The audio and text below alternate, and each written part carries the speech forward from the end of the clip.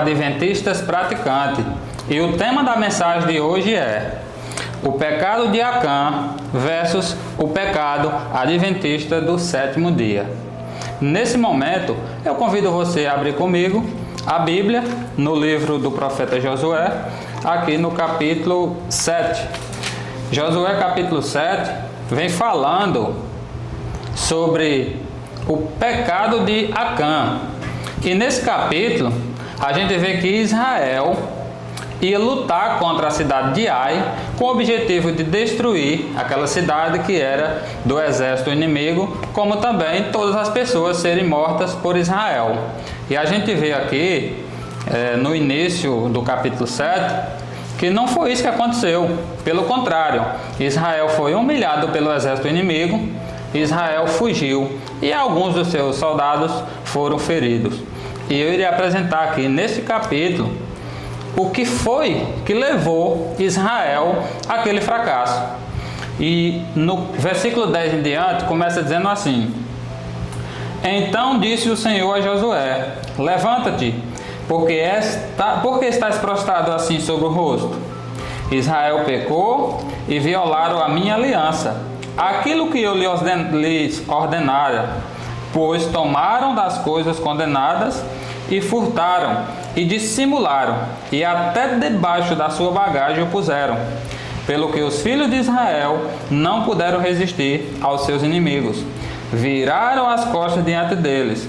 Porquanto Israel se fizera condenado, já não serei convosco, se não eliminardes do vosso meio a coisa roubada.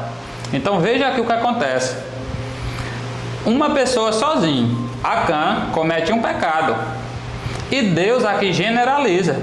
Deus deixou bem claro: Israel pecou.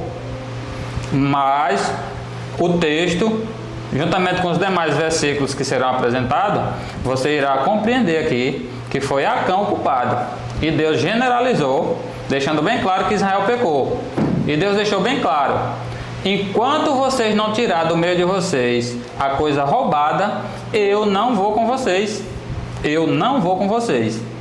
Continuando aqui, a partir do versículo 14, a gente vai ver uma orientação de Deus para Josué, para que assim fosse descoberto quem foi o culpado. Veja que até então, quando Deus prepara Josué para descobrir onde que estava o erro, Acã possivelmente teve aqui a oportunidade de se arrepender. Ele poderia confessar e dizer: foi eu o culpado. Agora eu sei, entendo porque Israel fracassou. E ele poderia ter se arrependido e com certeza Deus ia perdoar. Mas não foi isso que Acã fez. E veja o que foi que aconteceu aqui a partir do versículo 14. Pela manhã, pois, vos chegareis segundo as vossas tribos. E será que a tribo que o Senhor designar por sorte se chegará segundo as famílias. E a família que o Senhor designar se chegará por casas, e a casa que o Senhor designar chegará homem por homem. Aquele que for achado com a coisa condenada será queimado, ele e tudo quanto tiver, porquanto violou a aliança do Senhor e fez loucura em Israel.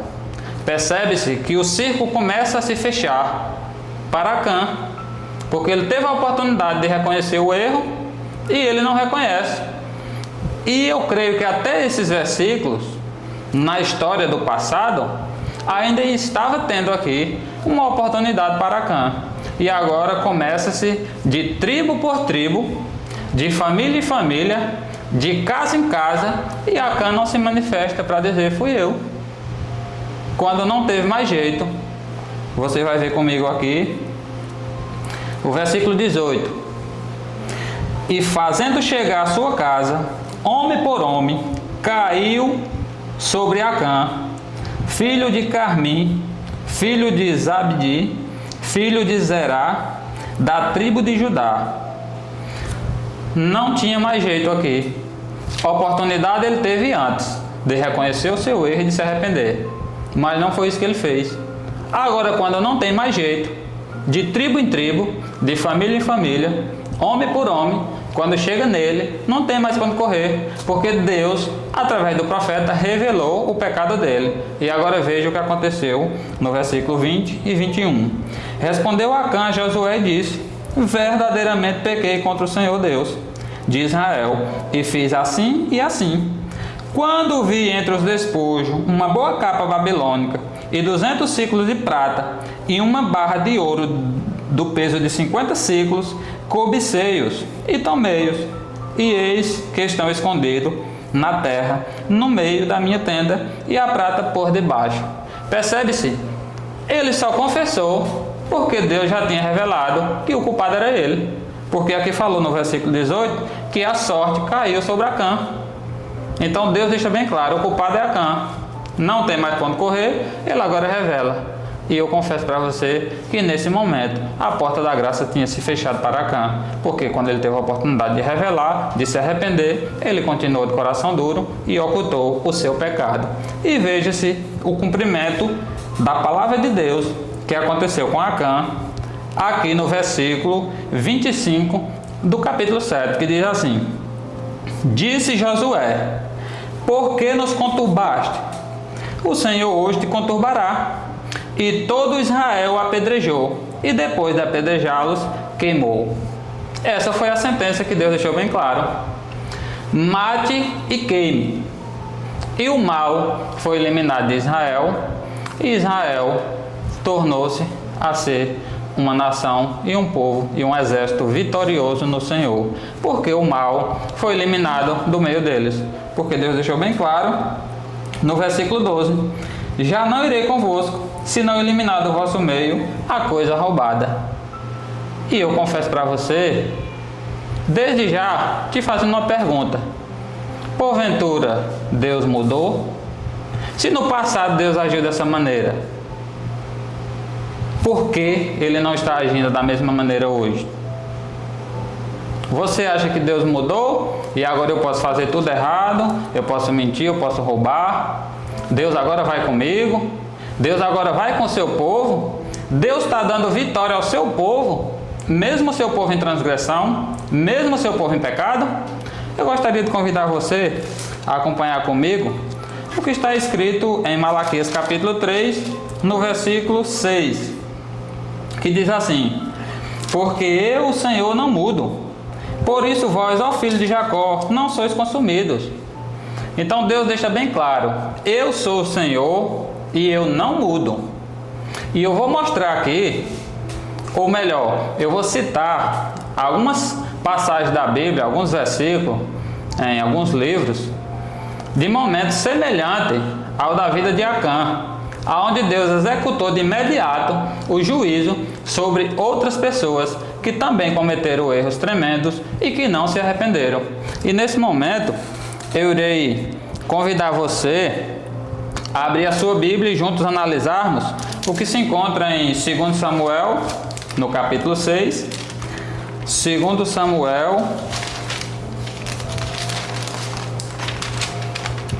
Samuel, capítulo 6, versículos 6 e 7, que diz assim: quando chegar a eira de Nacon, estendeu Uzá a mão à arca de Deus e a segurou, porque os bois tropeçaram.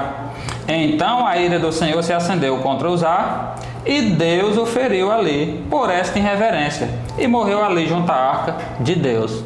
Percebe-se que aqui o relato conta que quando os bois iam transportando a arca da aliança, o boi tombando, Uzá percebe-se que a arca ia cair, e ele vai e segura. E ele morreu de imediato, foi fulminado diante da arca do Senhor, diante da presença do Senhor. Porque no propiciatório, que era a tampa da arca, havia 2 querubins de ouro com a asa virada, uma para o outro, e no meio, entre um e outro querubim, se manifestava a glória de Deus, no que a Bíblia chama de Shekinah. A presença do Senhor se manifestava ali, principalmente no santuário, quando Deus se manifestava para falar com o sacerdote ou com o sumo sacerdote. Então, a arca, de fato, era considerada como a presença do próprio Deus, juntamente com o povo. Por isso Deus deu uma ordem que só os levitas, só a tribo de Levi podia tocar na arca. mas Uzá tocou. Possivelmente ele não foi mal intencionado, mas Deus tinha dado uma ordem. E aqui diz que por causa dessa irreverência, Deus considerou como uma irreverência, porque ele sabia que ele não podia tocar, e ele tocou, e de imediato o juízo de Deus foi executado sobre a vida de Uzá. E nesse momento, eu convido você a acompanhar comigo Levítico capítulo 10. Levítico no capítulo 10, versículo 1 e 2, diz assim: Nadab e Abiú, filhos de Arão, tomaram cada um o seu incensário e puseram neles fogo, e sobre este incenso, e trouxeram fogo estranho perante a face do Senhor, o que eles não lhe ordenaram. Então saiu fogo de diante do Senhor e os consumiu, e morreram perante o Senhor. Percebe-se? Esses dois camaradas, Nadab e Abiú, se apresentam na presença de Deus com fogo estranho. Ou seja, eles colocaram no incensário ofertas não aceitadas por Deus e foram se atrever a oferecer a Deus. E Deus, de imediato, executa o seu juízo na vida desses dois camaradas, que de imediato também morreram, sendo que executou o juízo de Deus na vida deles e não teve mais jeito para esses dois. Atos capítulo 5, nesse momento eu convido você para mais esse relato da palavra de Deus. Atos dos Apóstolos, no capítulo 5, a partir do versículo 1 até o versículo 11, a gente vai ver aqui a história de um casal, Ananias e Safira. Eles tinham um campo, uma propriedade, uma roça, e agora eles fazem um voto com Deus. Nós vamos vender e vamos entregar o valor para que os apóstolos possam administrar, para que assim supra a necessidade das pessoas e o evangelho continue sendo pregado. Deus concede a bênção e eles vendem. E quando eles vendem, eles retêm uma parte. Quando Pedro vai interrogá-lo, Ananias mente. Entendeu? Vamos supor que eles vendeu essa roça por 100 mil reais, um exemplo. Eles dizem que foi só por 70 mil. Eles reteve 30 mil.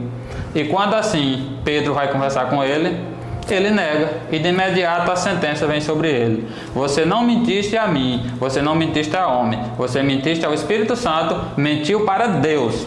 E de imediato Ananias cai e morre. E isso está relatado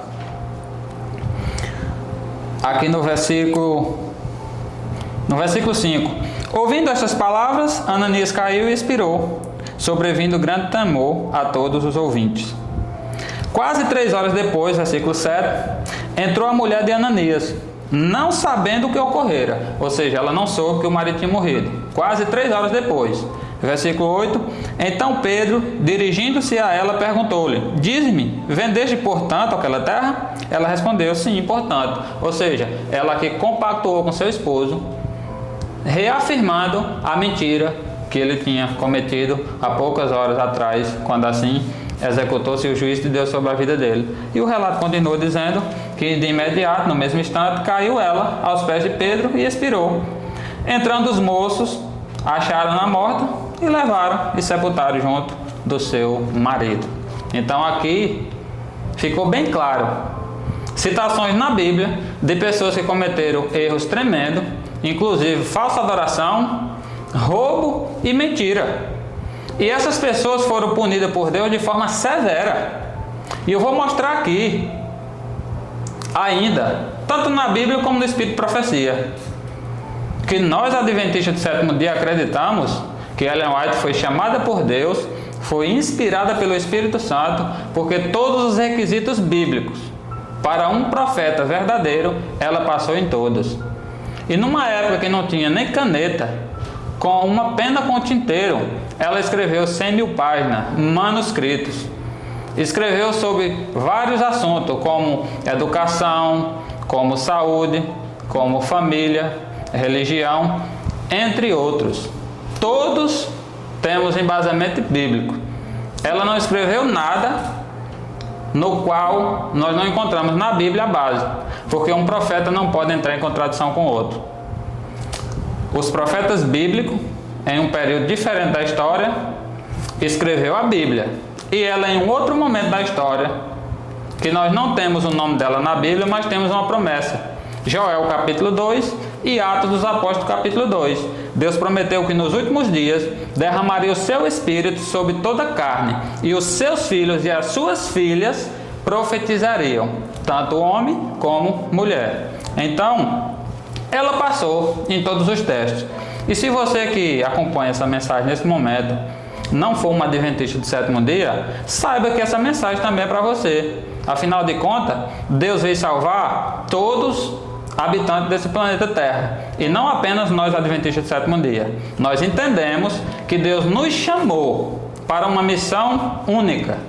Deus nos confiou todo o privilégio de mostrar para o mundo a verdadeira identidade de um Deus justo e único, com todos os princípios na sua palavra, para que assim o mundo ande de conformidade com a vontade de Deus e juntos possamos ser salvos em Jesus.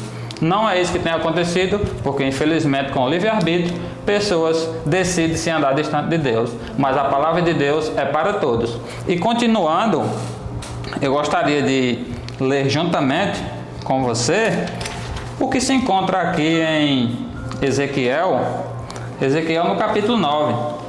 Veja que interessante essa profecia do capítulo 9 de Ezequiel e a aplicação dela para os dias atuais. Que você possa permanecer até o final do vídeo e pela graça de Deus você irá compreender esse assunto, e com certeza você irá glorificar e exaltar o nome do Senhor pelo conhecimento e pelo que você irá se esforçar para assim praticar e viver de acordo com a palavra de Deus. Ezequiel, no capítulo 9, a partir do versículo 4, diz assim: E lhe disse: Passa pelo meio da cidade, pelo meio de Jerusalém, e marca como sinal a testa dos homens que suspiram e gemem por causa de todas as abominações que se cometem no meio dela.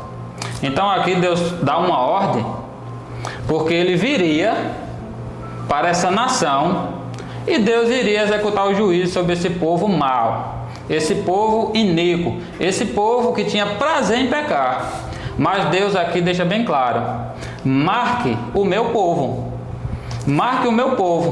para quando seja ordenada a destruição, eles sejam identificados pelo sinal que eu irei colocar sobre eles, e assim a vida deles possa ser poupada. Interessante que no comentário aqui, na Bíblia de Estudo Andrews, na nota de rodapé, explicando o versículo 4 do capítulo 9, diz assim: em hebraico, a palavra Tav, última letra do alfabeto hebraico, nos dias de Ezequiel, tinha formato de cruz. Era um símbolo dos últimos ou restantes, o remanescente fiel de Deus, que iria suspirar e gemer pelas abominações realizadas em Jerusalém. É paralelo ao selo de Deus, marcado na testa, mente ou caráter, desse é o remanescente do tempo do fim. Então, essa marca do capítulo 4, do versículo 4 do capítulo 9 de Ezequiel, é um paralelo com a marca que será colocada nos servos de Deus agora no tempo do fim, conforme está profetizado, e você, ao concluir essa mensagem, com certeza irá compreender aqui todo o assunto. Deus tem uma marca, Deus tem um selo hoje, que também será colocada no povo de Deus. E possivelmente em algum momento eu irei apresentar aqui uma mensagem mais completa com respeito ao selo de Deus. Mas já vou adiantando, com base no que está escrito aqui, que o povo de Deus será selado mais uma vez, como foi no passado. Aqui em formato de cruz era colocado sobre a testa um selo, para que assim, ao Deus autorizar a destruição, fosse poupado o seu remanescente dessa época passada, o seu pouquinho de servos fiéis que tinha. Como no presente momento para frente, será selado também o remanescente de Deus, para que assim, quando a destruição, que eu irei mostrar aqui agora, for autorizada por Deus, os seus servos permaneçam intactos, sem sofrer dano algum. A partir do versículo 5 do capítulo 9 diz assim: aos outros disse, ouvindo eu: passai pela cidade após ele, e sem que os vossos olhos poupem, e sem que vos compadeçais, matai. Matai a velhos, a moços, a virgens, as crianças, as mulheres, até exterminá-los. Mas a todo homem que tiver o sinal, não vos chegueis. Começai pelo meu santuário. Então começaram pelos anciãos, que estavam diante da casa. E ele lhe disse. E continua o restante do versículo. E nesse momento a gente pula para o versículo 9, que diz assim: Então me respondeu: a iniquidade da casa de Israel e de Judá é excessivamente grande. A terra se encheu de sangue, a cidade de injustiça. E eles ainda dizem: o Senhor abandonou a terra, o Senhor não nos vê. Veja que tamanha maldade, que tamanha abominação que se cometeu. E ainda afirmava: o Senhor abandonou a terra, o Senhor não nos vê. Ele, se enganando a si mesmo, cego pelo pecado e de coração duro, de tanta maldade cometida, ainda afirma: o Senhor abandonou a terra, o Senhor não nos vê, Deus não está aqui entre nós. E Deus autoriza que seja executada a sentença. Ele autorizou que começasse pelo santuário, pela sua igreja, e apenas os que tivessem selado não fossem danificados de forma alguma. Quando a gente vai aqui para a explicação do versículo 6, diz assim, que o versículo 6 fala: matai a velhos, a moços, as virgens, as crianças, a mulher, até exterminá-los, mas a todo homem que tiver o sinal não vos chegueis. E comece pelo meu santuário. Nota de rodapé, comentário: começai pelo meu santuário, onde os pecados se concentraram entre os anciões de Judá. Comparar com o eco em 1 Pedro 4,17. Eu já vou ler aqui 1 Pedro 4,17 e a gente finaliza com a explicação. 1 Pedro 4,17 e 18 diz assim: porque a ocasião de começar o juízo pela casa de Deus é chegada. Ora, se primeiro vem por nós, qual será o fim daqueles que não obedecem ao Evangelho de Deus? E se é com dificuldade que o justo é salvo, onde vai comparecer o ímpio? Sim, o pecador. Então aqui deixou bem claro, Pedro, complementando o que Ezequiel escreve, capítulo 9, verso 6, ele deixou bem claro que o juízo de Deus irá começar pela casa de Deus, da forma que aconteceu nessa profecia passada, nos dias do profeta Ezequiel. Pedro, no Novo Testamento, deixa bem claro que quando for para Jesus voltar, o julgamento, o juízo de Deus vai começar pela casa dele. E aqui completando, deixa bem claro: o Senhor começará o juízo do tempo do fim pela casa de Deus. Isso fica bem claro.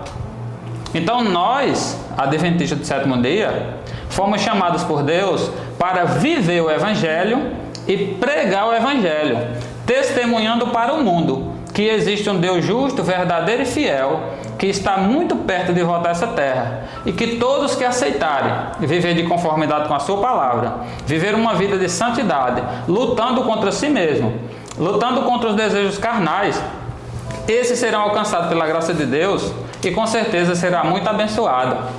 Mas eu vou mostrar aqui, a partir de agora, que não tem sido assim que tem acontecido. Muitas vezes nós nos exaltamos pelo privilégio que temos no sentido de conhecimento. A Igreja Adventista, de forma profunda, ela tem acesso ao conhecimento das profecias da Bíblia. E temos também o privilégio de receber de Deus uma profeta para os dias atuais, a qual descansa no Senhor, mas que 100.000 páginas ficou para nós.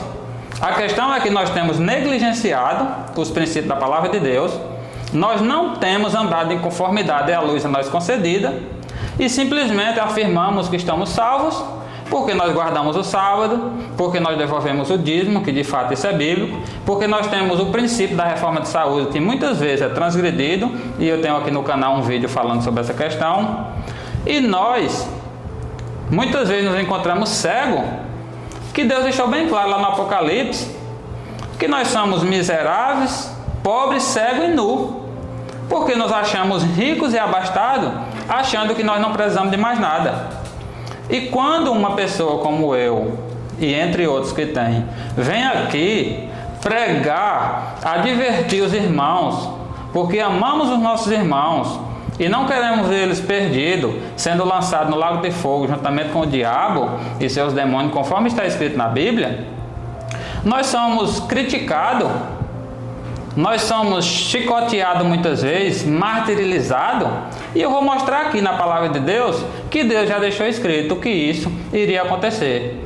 E agora, partindo para a segunda parte dessa mensagem, eu convido você, se você tiver, se porventura você não tiver o livro, você possa baixar o PDF aí no Google mesmo, ou de alguma forma, não será muito difícil pesquisando aí na internet, você conseguirá o livro e poderá ter na palma da sua mão.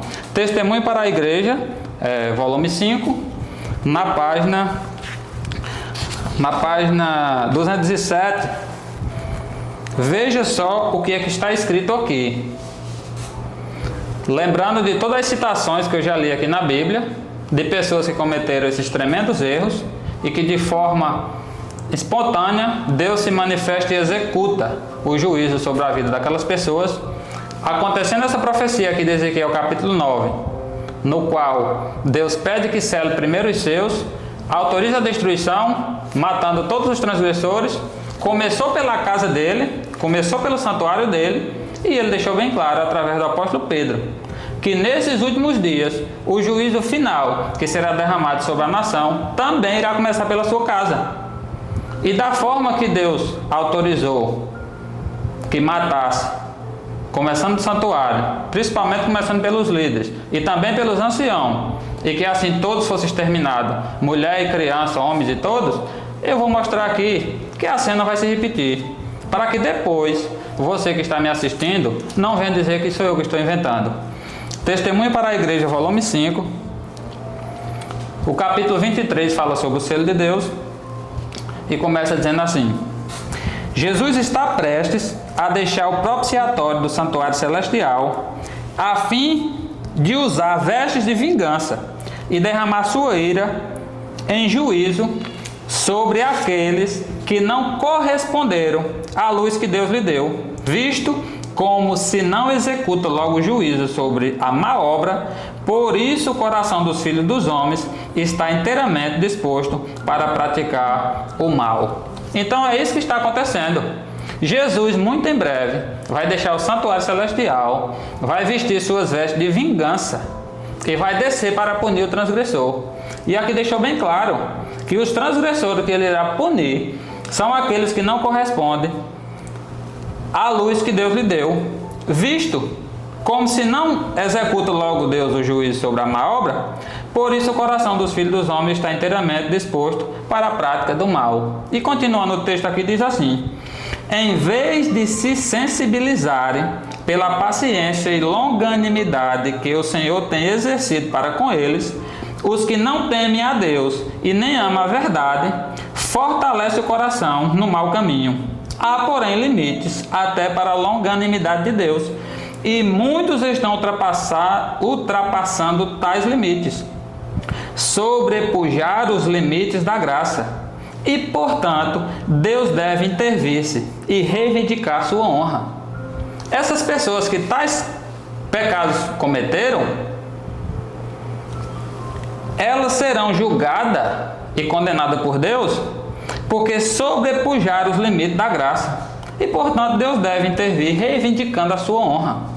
Deus tem sido desonrado pelo um povo que afirma ser luz do mundo e sal da terra, pelo um povo que afirma estar aguardando Jesus voltar para assim morar com ele nas nuvens do céu. E esse povo vai sim morar com Jesus, só que uma pequena parte. Se você pegar o livro Eventos Finais, eu tenho ele ali na minha estante, tem um texto lá que deixa bem claro que nenhum entre 20 dos que estão com o nome nos registros da igreja está preparado para concluir ou finalizar a sua história terrestre e se acha tão verdadeiramente perdido como o pecador comum. Portanto, não basta ser adventista do sétimo dia.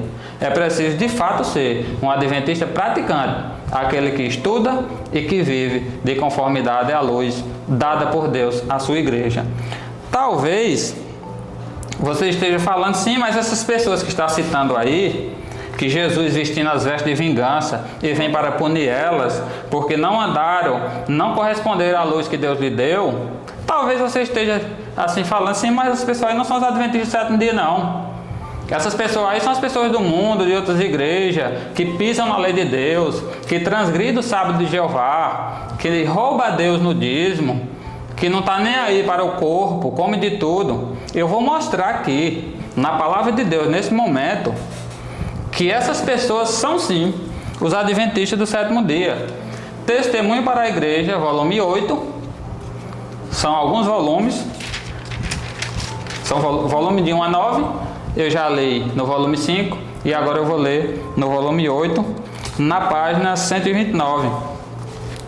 E você vai ver se essas pessoas que foram citadas aqui no Testemunho para a Igreja, volume 5, que não têm andado em conformidade à luz a elas concedida, se elas são da Igreja Adventista do sétimo dia ou não. Eu vou deixar que Deus fale, para que você não diga que sou eu que estou falando. E assim, se você achar ruim, resolva seu problema com Deus. Testemunho para a Igreja, volume 8, página 129, diz assim: introduza a Cristo em sua vida.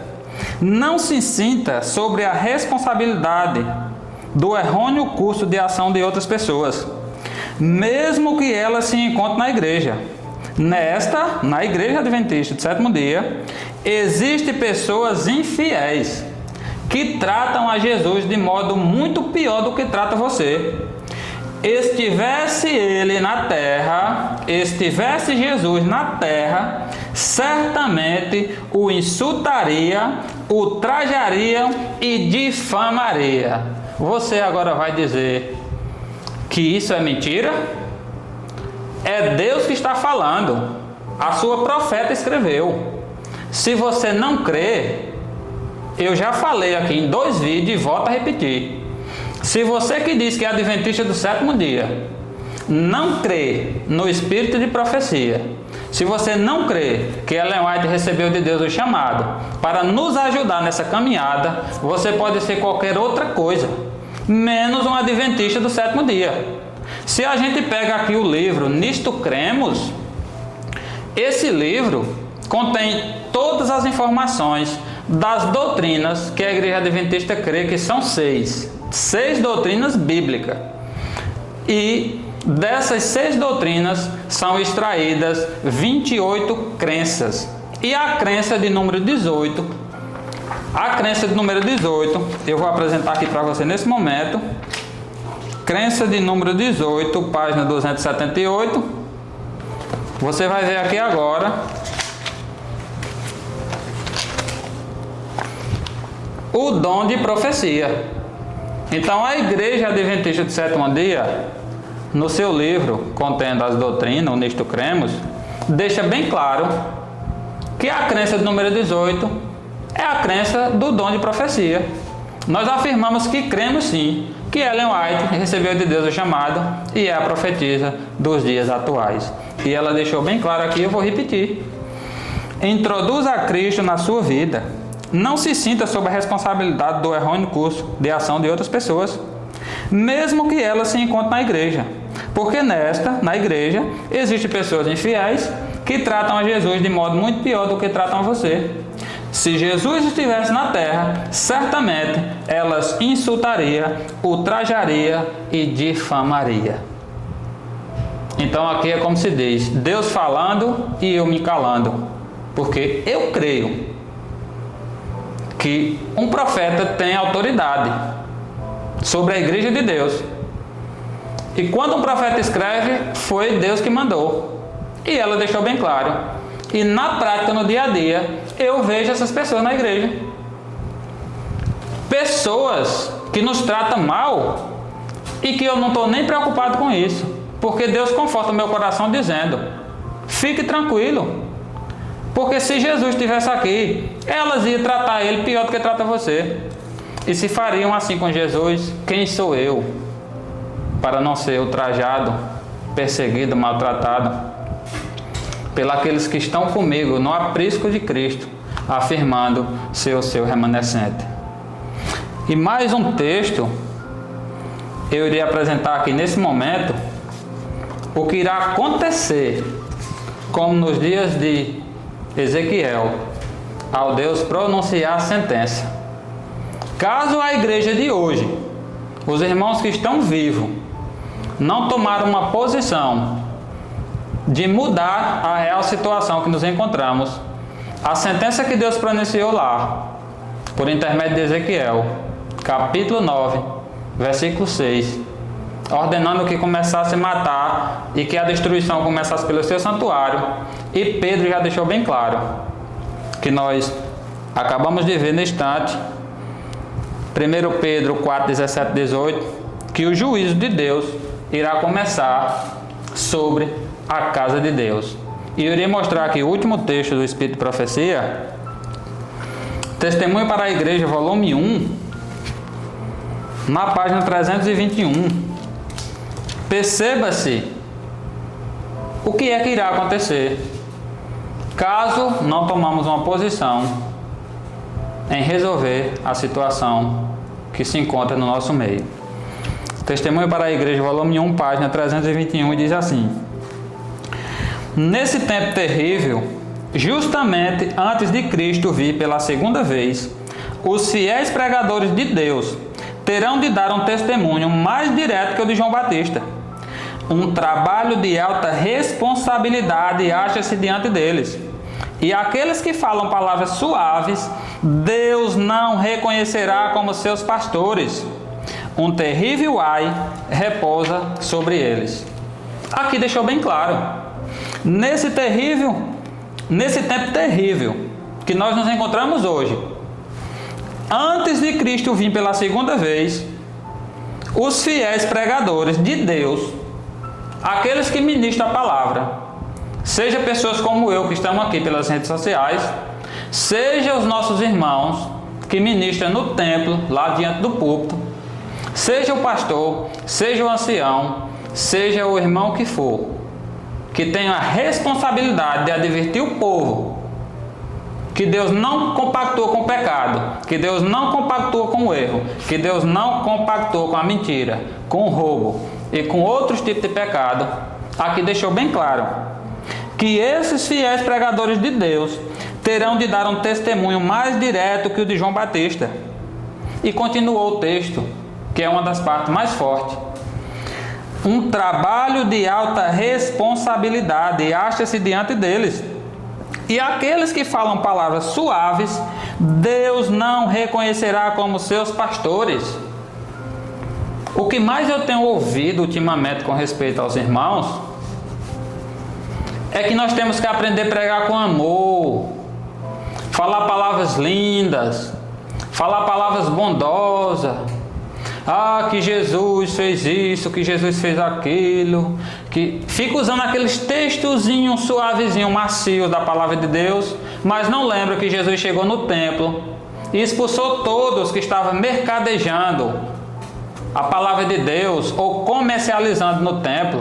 Jesus ali solta todos os pássaros e animais. Jesus pega ali um chicote e sai indignado, quebrando tudo. Eles não pregam. Quando Jesus chama as pessoas de sepulcro caiado, entre outras palavras fortes e duras, como João Batista, que chamava de raça de víbora, simplesmente eles estão ocultando essas palavras. O pecador está indo para a igreja, não está tendo um encontro verdadeiro com Cristo e está voltando para casa do mesmo jeito ou pior do que o que entrou no templo. E Deus deixou bem claro, um trabalho de alta responsabilidade acha-se diante deles. Eles precisam advertir a nação.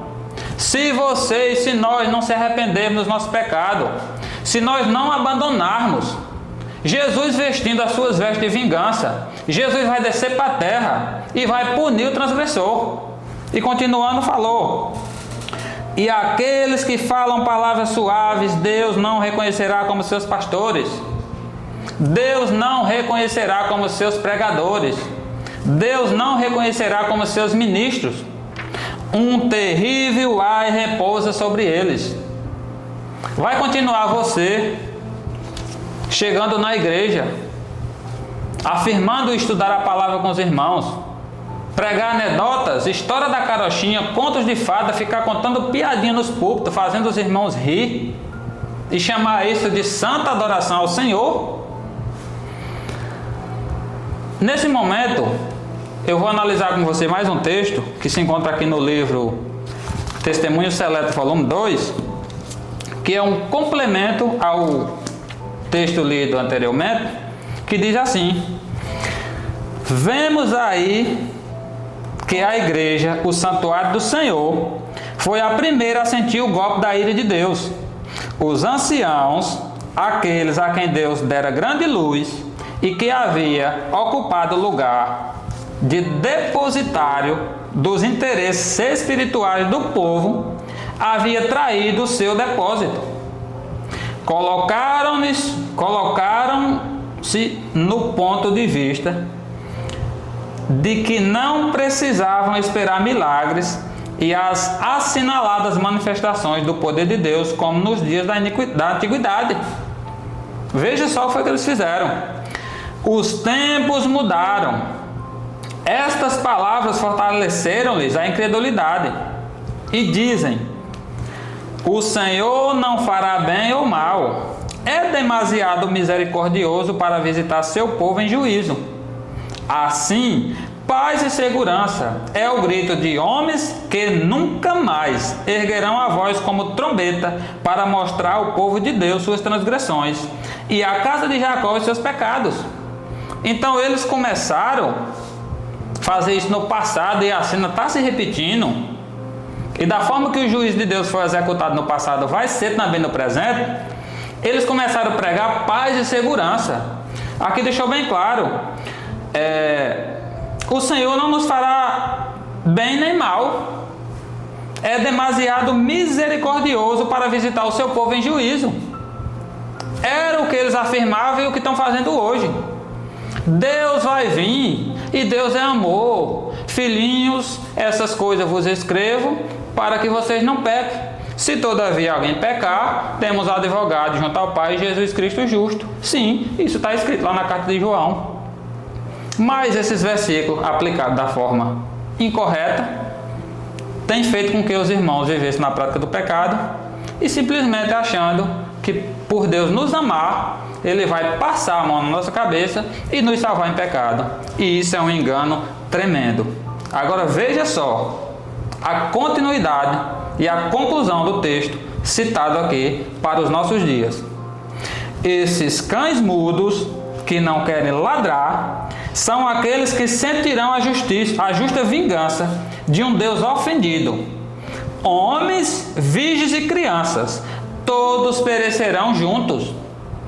Então aqui deixou bem claro: esses que estão ministrando, aqui começou falando, os anciões, aqueles a quem Deus dera grande luz e que havia ocupado o lugar de depositário dos interesses espirituais do povo, haviam traído o seu depósito. E concluiu o texto falando: assim, paz e segurança é o grito de homens que nunca mais erguerão a voz com trombeta para mostrar ao povo de Deus suas transgressões e à casa de Jacó os seus pecados. E Deus falou quem são essas pessoas. Esses cães mudos que não querem ladrar são aqueles que sentirão a justa vingança de um Deus ofendido. Homens, virgens, crianças e todos perecerão juntos. É isso que vai acontecer. Jesus veste suas vestes de vingança e desce para punir o transgressor, os quais muitos se encontram na igreja adventista do sétimo dia. Lembra o tema da mensagem? O pecado de Acã versus o pecado adventista do sétimo dia. Da forma que Acã escondeu seu pecado, achando que ia escapar de Deus, sendo que teve a oportunidade de se arrepender e não se arrependeu, nós estudamos juntos lá no livro do profeta Josué e vimos que Deus ordenou e o povo de Israel matou Acã apedrejado e tocou fogo. A gente vimos também as outras citações de pessoas que cometeram pecado e que Deus vingou sobre elas, e nós vimos aqui ao longo de todo o estudo o que irá acontecer nos dias atuais, até a volta de Cristo, com aqueles que não andam em conformidade com a luz dada por Deus e que está mantendo a igreja cheia de pessoas perdidas, porque são pessoas que uma boa parte eu reconheço que são sinceras, porque eu estou lá nessa igreja e eu sou sincero.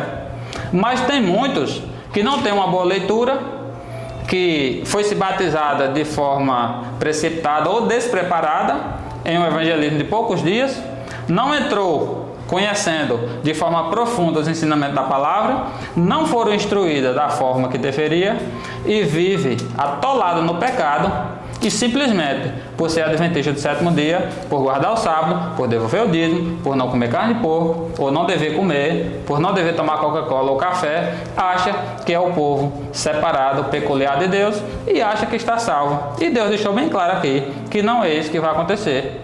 Mas ele, como um Deus ofendido, vestindo suas vestes de vingança, irá punir esses que estão transgredindo a sua palavra e que estão levando o povo à apostasia, sendo que muitas vezes pecado cometido no nosso meio é encoberto. E eu estou falando aqui o que eu sei que é verdade, e possivelmente você que está me assistindo nesse momento sabe que é verdade, e talvez você que está me assistindo seja um dos irmãos que costuma encobrir pecado na casa de Deus. Muitas vezes você pensa e fala que nós não temos que estar expondo os pecados da igreja aqui nas redes sociais, mas Deus não é a favor da sua afirmação, porque Acã pecou e escondeu, e Deus tornou-se de forma pública, manifesta, e matou o transgressor. Hoje, os irmãos cometem o pecado que for, seja o roubo, seja a mentira, seja um adultério, seja uma fornicação, seja o que for. Calote, comprar fiado e não paga. Deus não está matando essas pessoas, mas Ele deixou bem claro que chegará o tempo que Ele descerá para essa terra e virá punir o transgressor. E nesse momento, para finalizar essa mensagem, eu convido você a abrir a sua Bíblia em Apocalipse capítulo 3 e vamos analisarmos juntos o apelo do Senhor para mim e para você nesse momento. Apocalipse capítulo 3, versículo 19, que diz assim: Eu repreendo e disciplino a quantos amo, sê pois zeloso e arrepende-te. Deus está nos concedendo a oportunidade, da mesma forma que Ele concedeu a Acã, da mesma forma que Ele concedeu a oportunidade de usar, entender que não deveria tocar na arca e tocou. Da mesma forma que Deus deu a oportunidade de Nadab e Abiú pensar 2 vezes ou 3 e não ofereceu o que não deveria no santuário do Senhor, da forma que Deus deu a oportunidade de Ananias e Safira tanto vender aquela propriedade como doar o valor conforme o que ele prometeu a Deus, Deus está nos concedendo a oportunidade de mudarmos. Deus está concedendo a oportunidade de nós nos arrependermos. Ele deixou bem claro: eu repreendo e disciplino a quantos eu amo. Sê, pois, zeloso e arrependa-te. E esse é o momento de nós pararmos para refletir aonde nós temos errado. Muitas vezes eu sou ameaçado por alguns no sentido de dizer que Deus vai pesar a mão sobre mim. Pelo fato de eu estar aqui mostrando as verdades da palavra, eu não tenho medo, porque eu sei o Deus a quem eu sirvo. Eu confio no Senhor a quem eu sirvo. Não no sentido de ficar pensando que Deus é amor e não vai fazer isso comigo, mas sim pelo fato de eu me esforçar a cada dia para dar em conformidade à luz que eu conheço. E por eu estar pregando, essas verdades, muitos, ao invés de agradecer pelo privilégio que tem, sem gastar R$1, poder estar no conforto de sua casa e tendo acesso a um vídeo como esse, eu gastei um valor para montar toda essa estrutura desse cenário e não estou aqui em busca de ganhar dinheiro do YouTube. Por sinal, você não viu em nenhum vídeo ainda eu pedi ninguém para me dar um like ou para se inscrever nesse canal. A minha confirmação que esse ministério é de Deus e que eu tenho a bênção dele é que esse canal irá crescer em nome de Jesus, porque Deus irá conduzir essa obra, porque é dele. Você não tem a dificuldade do trabalho que muitas vezes eu passo 2, 3 horas, um dia ou até mais lutando para gravar um vídeo e não consigo, de tanto trabalho que dá, de tanta prova, de tanta perseguição. E você tendo o privilégio de ouvir, de aprender em sua casa. Ao invés de você agradecer e de orar por mim, você me critica, me persegue e fica com raiva de mim por achar que eu estou expondo os pecados da igreja nas redes sociais. Enquanto foi mostrado aqui que é Deus quem quer que esse pecado seja tornado público, para que os pecadores se arrependam e para que a liderança da nossa igreja entenda que Deus não compactuou com o erro e que esses pecados precisam ser repreendidos. Esses pecados precisam ser confessados para assim receber de Deus o perdão. E que Deus nos abençoe, que Deus continue conduzindo a minha e a sua vida, que possamos continuar firme nessa caminhada rumo às mansões celestiais, crendo que o nosso Senhor, o nosso comandante, o nosso general irá junto conosco quando os pecados saírem do nosso meio. Que Deus nos abençoe, em nome de Jesus. Amém.